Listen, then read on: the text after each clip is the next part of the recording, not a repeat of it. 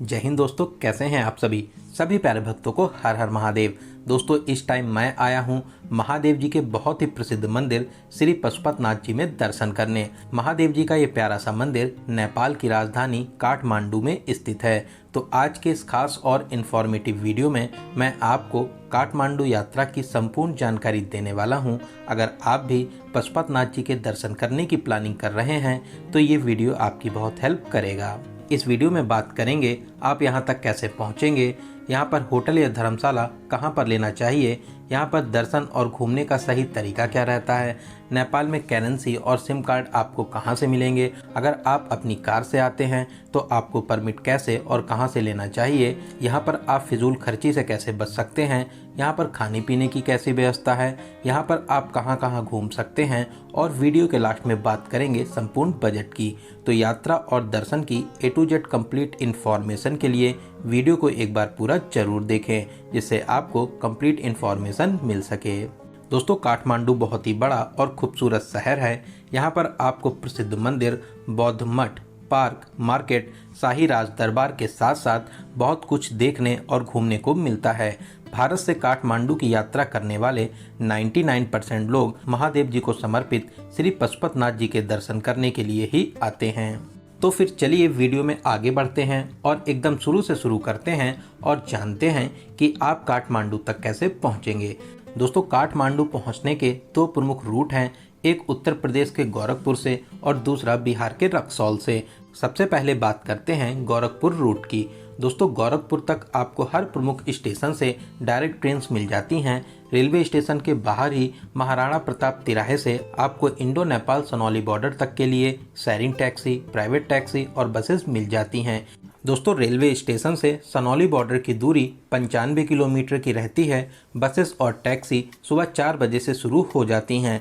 बस में इस दूरी के लिए 150 रुपये और शेयरिंग टैक्सी में 200 से 250 रुपये का चार्ज करते हैं। दोस्तों, सनौली इंडिया का पार्ट है। सामने जो आप गेट देख रहे हैं यही बॉर्डर पॉइंट है। इसी को पार करके आप नेपाल में एंट्री करते हैं। वहीं अगर आप चाहें तो सनौली बॉर्डर के नियरेस्ट रेलवे स्टेशन नौतनवा तक बाई ट्रेन भी आ सकते हैं। रेलवे स्टेशन से सनौली बॉर्डर की दूरी लगभग 8 किलोमीटर की रह जाती है, जिसे आप ऑटो के माध्यम से 40 से 50 रुपये देकर पूरा कर सकते हैं। दोस्तों, आप सभी लोग अपने साथ आधार कार्ड जरूर रखें, क्योंकि नेपाल जाने के लिए कोई भी वीज़ा नहीं लगता है। यही आधार कार्ड आपका बॉर्डर पे चेक होता है। साथ ही साथ पूरे नेपाल में ये आधार कार्ड मान्य होता है। दोस्तों, जैसे ही आप नेपाल में एंट्री करेंगे, यहीं पर बस स्टैंड बना हुआ है। पास में ही छोटी सी मार्केट और होटल्स भी बने हुए हैं। यहाँ पर बहुत से मनी एक्सचेंज ऑफिस बने हुए हैं, जहाँ से आप अपनी इंडियन करेंसी नेपाली करेंसी में एक्सचेंज करा सकते हैं। 1000 भारतीय रुपए का नेपाली करेंसी में 1600 रुपये मिलते हैं। वहीं दोस्तों, पूरे ही नेपाल में इंडियन करेंसी भी चलती है, तो करेंसी से रिलेटेड आपको कोई भी प्रॉब्लम नहीं होगी। वहीं नेपाल में आप इंडियन ATM कार्ड भी यूज़ कर सकते हैं, लेकिन हर ट्रांजैक्शन में 150 रुपये एक्स्ट्रा चार्ज कटता है। बात करें सिम कार्ड की, यहीं मार्केट में बहुत सी शॉप्स हैं जहां से आप सिम कार्ड ले सकते हैं। यहां पर Ncell के नेटवर्क सबसे अच्छे रहते हैं। आधार कार्ड दिखाकर 200 रुपये में आपको सिम कार्ड मिल जाएगा। इसके अलावा कॉलिंग और नेट के लिए 200 से 250 रुपये का रिचार्ज करा सकते हैं, जिसकी वैलिडिटी 7 दिन तक रहती है। आप नेपाल से जब इंडिया कॉल करेंगे, आपका उधर से एक कॉल का 4 रुपये कटता है। दोस्तों, अगर आप अपनी खुद की कार से नेपाल घूमने जाना चाहते हैं तो आपको नेपाल घूमने के लिए यहाँ पर परमिट बनवाना होता है, जिसे यहाँ पर भंसर कहते हैं। यहीं बॉर्डर के पास में ही परमिट काउंटर बना हुआ है, जहाँ से आप परमिट बनवा सकते हैं। कार के लिए एक दिन का 500 रुपये और बाइक के लिए एक दिन का 150 रुपये लेते हैं, और वहीं कुछ RTO चार्जेस भी आपको अलग से देने होते हैं। तो आप अपनी यात्रा के दिनों के हिसाब से परमिट बनवा लीजिए, लेकिन मैं आपको एडवाइस करूंगा आप कम से कम एक दिन का परमिट एक्स्ट्रा बनवा कर ही चलें, क्योंकि जाम या किसी तरह की इमरजेंसी में फंसने पर आपको ये काम आएगा।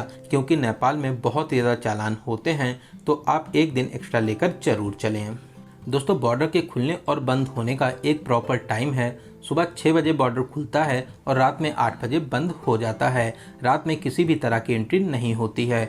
तो चलिए, सिम कार्ड, परमिट और करेंसी एक्सचेंज कराने के बाद में अब हम लोग बात करते हैं कि काठमांडू कैसे पहुंचेंगे।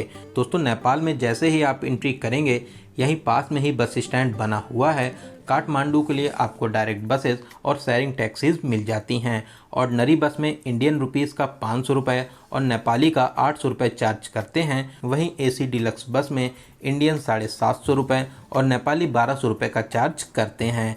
वहीं दोस्तों दिल्ली से डायरेक्ट काठमांडू तक भारत नेपाल मैत्री बस सेवा भी चलती है। इस बस में आपसे 2300 रुपये का चार्ज लेते हैं। लगभग 30 से 32 घंटे में आपको काठमांडू पहुंचा देते हैं। वहीं शेयरिंग टैक्सी वाले इस दूरी के लिए इंडियन करेंसी में 1200 से 1500 रुपये और नेपाली करेंसी में 2000 से 2500 रुपये का चार्ज करते हैं।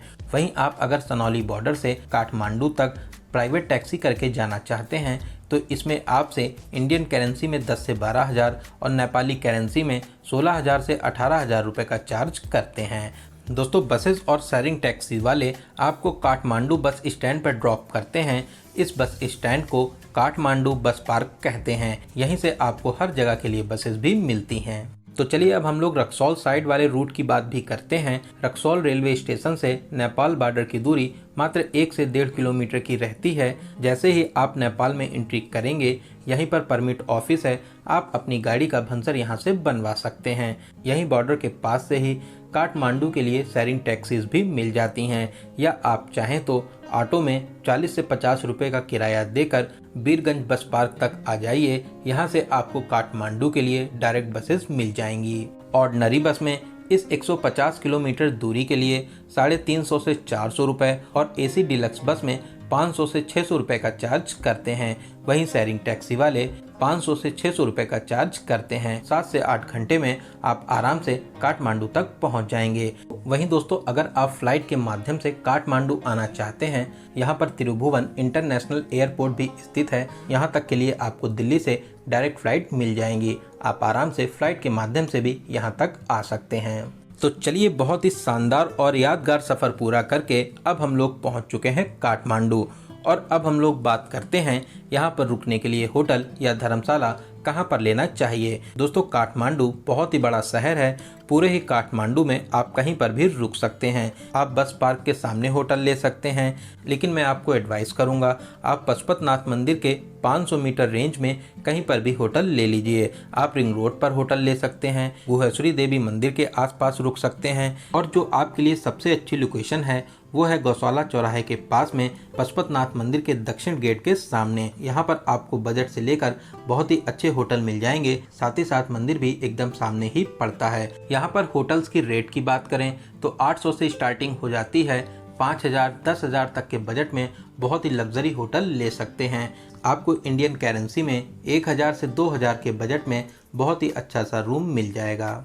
दोस्तों यहाँ पर ऑटो नहीं चलते हैं, तो आपको एक प्लेस से दूसरे प्लेस जाने के लिए टैक्सी या लोकल बसेस का यूज़ करना रहता है। टैक्सी वाले बस पार्क से गौशाला चौराहे के लिए लगभग 300 से 400 रुपये नेपाली रुपीस चार्ज करते हैं। तो चलिए एक अच्छा सा रूम लेने के बाद में रात में हम लोग अपने होटल में आराम करेंगे और सुबह स्नान करने के बाद में अब हम लोग चलेंगे महादेव जी के दर्शन करने। दोस्तों कमेंट बॉक्स में हर हर महादेव जरूर लिखें। दोस्तों पशुपतिनाथ मंदिर बहुत ही विशाल प्रांगण में स्थापित है, जो भागमती नदी के किनारे स्थित है। ये विश्वविख्यात मंदिर यूनेस्को विश्व सांस्कृतिक विरासत स्थल की सूची में भी शामिल है। दोस्तों इस प्राचीन मंदिर का निर्माण सोमदेव राजवंश के द्वारा 3री सदी ईसा पूर्व में करवाया गया था, जो आज से लगभग 2400 वर्ष पहले हुआ था। दोस्तों यही मंदिर परिसर में ही आपको बहुत सी फूलमाला और प्रसाद की दुकानें मिल जाएंगी। इसके अलावा परिसर में जूता चप्पल काउंटर भी बना हुआ है, जहां पर आप निःशुल्क में अपने जूता चप्पल जमा कर सकते हैं। तो चलिए विशाल प्रांगण को पार करते हुए अब हम लोग मंदिर के मुख्य द्वार के पास में पहुंच चुके हैं। दोस्तों मंदिर के अंदर मोबाइल फ़ोन और कैमरे का यूज़ एकदम मना है। पकड़े जाने पर बहुत ही ज़्यादा फाइन लेते हैं, साथ ही साथ आपका मोबाइल भी जमा हो जाएगा। तो चलिए लाइन में लगकर मंदिर में प्रवेश करेंगे। सामने ही विशाल नंदी महाराज स्थापित हैं। दोस्तों इस मंदिर में महादेव जी की एक 5 मुख वाली प्रतिमा स्थापित है, जो चारों दिशाओं में एक एक मुख है और एक मुख ऊपर की तरफ है। तो आप लाइन में लगकर चारों दिशाओं के दरवाजों से पशुपतिनाथ जी के बहुत ही अलौकिक रूप के दर्शन प्राप्त कर सकते हैं। महादेव आपकी सभी मनोकामनाओं को जरूर पूरा करेंगे। दोस्तों कमेंट बॉक्स में हर हर महादेव जरूर लिखें। दोस्तों मंदिर परिसर में और भी सभी देवी देवताओं के मंदिर स्थापित हैं। आप यहाँ पर दर्शन जरूर करें। यहाँ पर आपको दर्शन करने में 1 से 2 घंटे का समय लग जाता है।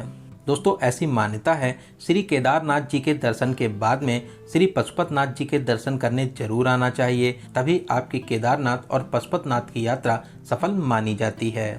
तो चलिए इस अलौकिक मंदिर में दर्शन करने के बाद में अब हम लोग जानते हैं काठमांडू में कहां कहां दर्शन और घूमने जा सकते हैं।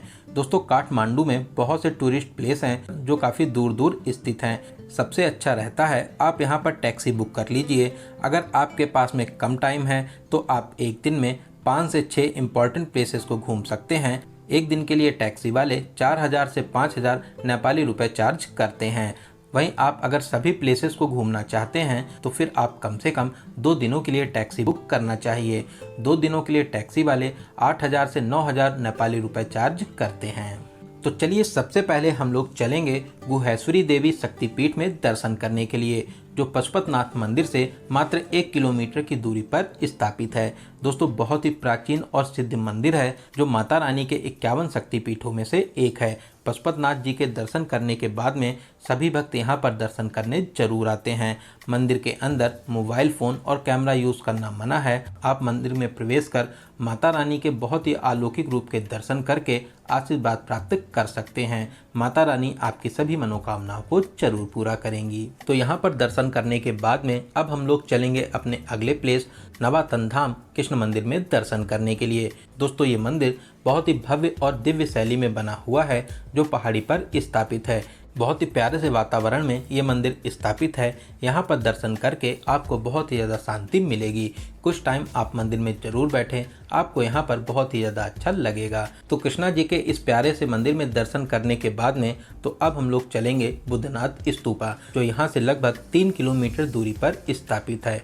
यहाँ पर सार्क कंट्री के लोगों के लिए 100 रुपये और अदर कंट्री के लोगों के लिए 400 रुपये का टिकट लगता है। दोस्तों बहुत ही प्यारा सा स्थान है जो भगवान बुद्ध को समर्पित है। यहाँ पर देश और विदेश से लाखों लोग आते हैं। विशाल प्रांगण के बीचों बीच में स्तूप स्थित है और चारों तरफ बड़ी सी मार्केट भी बनी हुई है। कुछ सीढ़ियाँ चढ़कर आप स्तूप के ऊपर भी जा सकते हैं। तो यहाँ पे 20 से 30 मिनट घूमने के बाद में अब हम लोग चलेंगे अपने अगले प्लेस गार्डन ऑफ ड्रीम्स, जो बहुत ही प्यारा गार्डन है। यहाँ पर एंट्री करने के लिए नेपाली 400 रुपये का टिकट लगता है। दोस्तों वीडियो में आप इसकी खूबसूरती देख सकते हैं। फोटोग्राफी और वीडियोग्राफी के लिए बहुत ही प्यारा सा प्लेस है। यहाँ पर आपको बहुत से वैरायटी के फूल और पौधे देखने को मिलते हैं। यहाँ की खूबसूरती देखकर आपका दिल खुश हो जाएगा। साथ ही अंदर में रेस्टोरेंट भी बना हुआ है। अगर आप खाना पीना भी करना चाहते हैं तो आप यहाँ पर खाना पीना भी कर सकते हैं। दोस्तों इन सभी प्लेसेस को कवर करने में आपको शाम हो जाएगी। लगभग 1 से 1.5 घंटा घूमने के बाद में शाम को हम लोग चलेंगे यहाँ की बहुत ही फेमस मार्केट थमिल मार्केट में घूमने के लिए। दोस्तों थमिल मार्केट अपनी शॉपिंग और नाइट लाइफ के लिए बहुत ही ज़्यादा फेमस है। यहाँ पर आप कपड़े और नेपाली आइटम्स की शॉपिंग जरूर करें जिनके रेट्स भी नॉर्मल रहते हैं। साथ ही साथ आप यहाँ पर स्ट्रीट फूड और रेस्टोरेंट में फूड को भी ट्राई कर सकते हैं। यहाँ का टेस्ट सच में लाजवाब रहता है, तो यहाँ पर आप फूड को जरूर ट्राई करें। तो थमिल मार्केट में लगभग 1 से 1.5 घंटे घूमने के बाद में रात में हम लोग अपने होटल में आराम करेंगे और नेक्स्ट मॉर्निंग हम लोग अदर प्लेसेस को कवर करेंगे। दोस्तों अगले दिन आप भक्तपुर दरबार और पाटन दरबार भी जा सकते हैं। ये दोनों दरबार नेपाली राजा महाराजाओं के प्राचीन महल हैं। साथ ही साथ यहाँ पर प्राचीन मंदिर और म्यूजियम भी बने हुए हैं। इसके अलावा आप काठमांडू दरबार स्क्वायर भी जा सकते हैं। ये भी काठमांडू का मेन टूरिस्ट प्लेस है। आप अपनी लिस्ट में स्वयंभू महाचित्र बुद्ध टेम्पल को शामिल कर सकते हैं। साथ ही साथ बुद्धा पार्क भी घूमने जरूर जाइए। आपको यहाँ पर घूमकर बहुत ही ज़्यादा अच्छा लगेगा। साथ ही साथ आप अपनी यहाँ पर प्यारी प्यारी फोटोशूट भी करा सकते हैं। इसके अलावा आप चंद्रगिरी हिल्स भी जा सकते हैं जो पशुपतनाथ मंदिर से लगभग 25 किलोमीटर की दूरी पर स्थित है। आप केबल कार की हेल्प से भलेश्वर महादेव मंदिर के पास में आ जाएंगे। दोस्तों यहाँ से काठमांडू वैली और हिमालय रेंज के नज़ारे बहुत ही ज़्यादा शानदार लगते हैं। आप अपनी लिस्ट में इस प्लेस को ज़रूर शामिल करें। ये प्लेस बहुत ही ज़्यादा अच्छा है, आप यहाँ पर घूमने ज़रूर आइए। दोस्तों इन सभी प्लेसेस के अलावा भी काठमांडू में और भी बहुत से टूरिस्ट प्लेस हैं। आप अपने टूर प्लान के हिसाब से और भी बहुत से टूरिस्ट प्लेसेस को कवर कर सकते हैं। तो चलिए अब हम लोग बात करते हैं यहाँ पर खाने पीने की कैसी व्यवस्था है। दोस्तों यहाँ पर आपको veg, non veg, Thai food, Korean food, Japanese food, हर तरीके के फूड मिल जाएंगे, लेकिन नॉन वेज के ऑप्शंस आपको ज़्यादा मिलते हैं। वहीं बहुत से होटल्स में आपको वेज फूड भी मिल जाता है। साथ ही साथ जो मैंने आपको पशुपतिनाथ दक्षिण गेट के सामने वाली लोकेशन बताई है, यहाँ पर आपको बहुत ही अच्छा वेज रेस्टोरेंट भी मिल जाएगा, जहाँ पर आप नॉर्मल रेट पर खाना पीना भी कर सकते हैं। तो चलिए अब हम लोग बात करते हैं यहाँ पर आने का सबसे अच्छा समय कौन सा रहता है। दोस्तों ऐसे तो बरसात के टाइम पर सावन में भी यहाँ पर बहुत ही ज़्यादा भीड़ भाड़ होती है। अगर आप बरसात को अवॉइड करना चाहते हैं तो आप अक्टूबर, नवंबर, दिसंबर में भी यहाँ पर घूमने आ सकते हैं। इसके अलावा मार्च, अप्रैल, मई और जून यहाँ का पीक टाइम रहता है। इस टाइम पर यहाँ पर बहुत ही ज़्यादा भीड़ भाड़ होती है। बात करें काठमांडू में आपको कितने दिनों का टूर प्लान बनाना चाहिए। आपको काठमांडू घूमने के लिए 3 डेज और 2 नाइट का स्टे जरूर करना चाहिए। वहीं आप 4 डेज और 3 नाइट का भी स्टे बना सकते हैं। वहीं गोरखपुर या रक्सौल साइड से आप आ रहे हैं तो आप मान के चलिए कि कम से कम आपका 2 दिन आने जाने में भी लग जाएगा। तो आप उसी हिसाब से अपना टूर प्लान बनाइए। तो चलिए अब हम लोग बात करते हैं सबसे ज़रूरी क्वेश्चन बजट की। कितने बजट में आप इस पावन यात्रा को पूरा कर लेंगे। दोस्तों मैं मान के चलता हूं कि आप कम से कम 2 या 3 लोग तो यहां पर घूमने आएंगे ही आएंगे। साथ ही साथ आप 3 डेज और 2 नाइट का प्लान बनाते हैं तो 25,000 से 30,000 इंडियन रुपीज़ में आप इस यात्रा को बहुत ही अच्छे तरीके से पूरा कर लेंगे। वहीं अगर आप 4 डेज और 3 नाइट का काठमांडू में स्टे बनाते हैं तो आप मान के चलिए 30,000 से 35,000 रुपये में आप इस यात्रा को बहुत ही अच्छे तरीके से पूरा कर लेंगे। इस बजट में आपका आने जाने का बस का किराया, खाना पीना, होटल, यहाँ पर लगने वाले टिकट और घूमने के लिए टैक्सी का किराया इंक्लूड है। गोरखपुर और रक्सौल तक आने के लिए ट्रेन का टिकट आप अपने हिसाब से बुक कर सकते हैं। तो दोस्तों यहाँ पर मैंने आपको काठमांडू यात्रा और पशुपतिनाथ जी के दर्शन से रिलेटेड हर एक छोटी बड़ी जानकारी को बहुत ही अच्छे और सही से देने की पूरी कोशिश की है। अगर फिर भी आपके कोई भी क्वेश्चन रह जाते हैं तो आप हमें कमेंट के माध्यम से पूछ सकते हैं। दोस्तों आप इस वीडियो को कहां से देख रहे हैं और आपको ये वीडियो कैसा लगा कमेंट बॉक्स में ज़रूर बताइएगा। वहीं दोस्तों मैं आशा करता हूं कि आपको ये वीडियो बहुत ही ज़्यादा अच्छा लगा होगा, तो आप अपने एक लाइक से हमें मोटिवेट जरूर करें। साथ ही साथ आप अपने सभी फ्रेंड्स और रिलेटिव में ज़रूर से ज़रूर शेयर करें। अगर अभी तक आप हमारी फैमिली में शामिल नहीं हुए हैं तो प्लीज़ चैनल को ज़रूर सब्सक्राइब करें। साथ ही साथ बेल आइकन प्रेस करने के बाद में ऑल नोटिफिकेशन को ज़रूर क्लिक करें। तो चलिए दोस्तों अब मिलते हैं किसी ऐसे ही इन्फॉर्मेटिव वीडियो में। तब तक आप अपना और अपने परिवार का बहुत ज़्यादा ख्याल रखें। आपकी यात्रा सफल, सुगम और मंगलमय हो। जय हिंद, जय भारत, हर हर महादेव।